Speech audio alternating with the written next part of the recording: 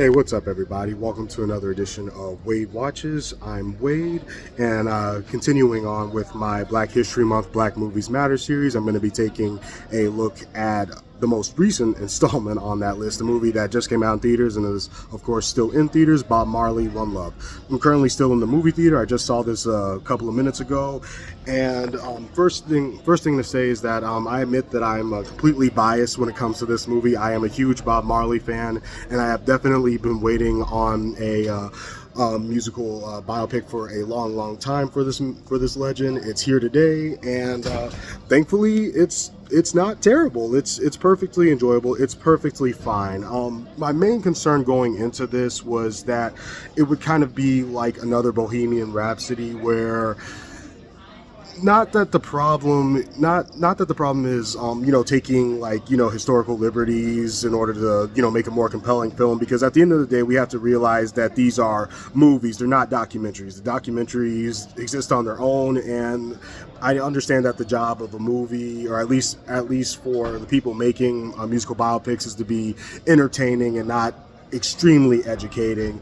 But I still was kind of worried that it would follow that Bohemian Rhapsody formula like a little bit too much, where it's just like incredibly cliche and checking off all the boxes. Now, mind you, I still do enjoy Bohemian Rhapsody. I'm also a big Queen fan, but that movie is definitely like the textbook musical biopic, and I still recognize that despite enjoying it. And I was worried that this would be more of the same, but thankfully it's not. And what it does differently than something like Bohemian Rhapsody is that it's not trying to tell you like the whole life story of Bob Marley. It's not trying to serve as an origin story, from the beginning to the end. Nothing like that. This takes place. The movie takes place during a very specific time in his life. More specifically, like pretty much the final years of what unfortunately ended up being a very short life, while he was trying to organized the famous Jamaican peace concert.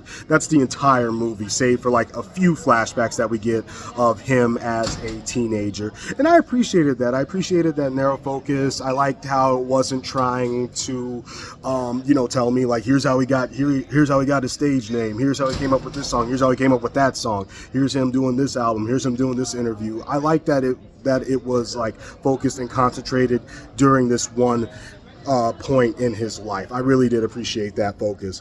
Also,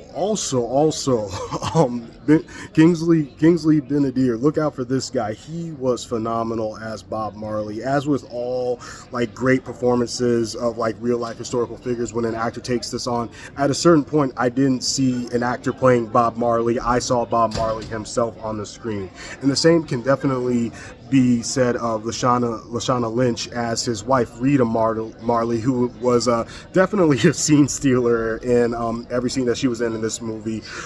She very, very powerful, very emotional performance from her. I loved her in this movie. That all of that good stuff said, there is another flaw that I do have to point out that did bother me, is that this movie was just way too short. Again, I understand that it's trying to focus on this one specific time period in his life and not his whole life, but there definitely felt like there was a lot of material like left on the cutting room floor in this movie. It doesn't always flow coherently. It's like one of those movies where like 1 second we're looking at this thing and now we're looking at this totally different and unrelated thing. It does that, but you know what? Not to the point where it really truly bothered me. There is something at the very end where I thought they were getting ready to show us something really special, but then the movie just cuts off. That's the only time where the pacing like really truly like got under my skin. But other than that, I still enjoyed this. I really wish it was a bit longer, because I loved what I was seeing so much, but it's okay if it's under 2 hours. I don't mind that terribly. And another thing, again, coming from a place of bias, I loved hearing all of my favorite songs on the big screen. It was really something special.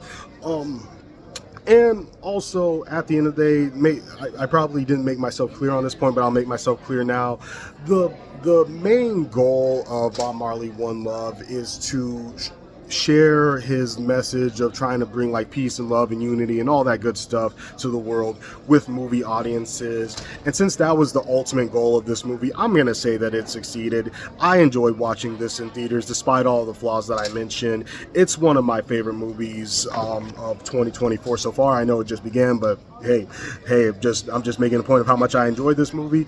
And you know what, wrapping it up, I'm still going to give Bob Marley One Love an 8 out of 10. It is by no stretch of the imagination the best musical biopic that's ever existed. It has its flaws, but I had a great time watching this in theaters, and I can't wait to go see it again. So 8 out of 10 for Bob Marley One Love. This has been another edition of Wade Watches, and I'll see you all next time.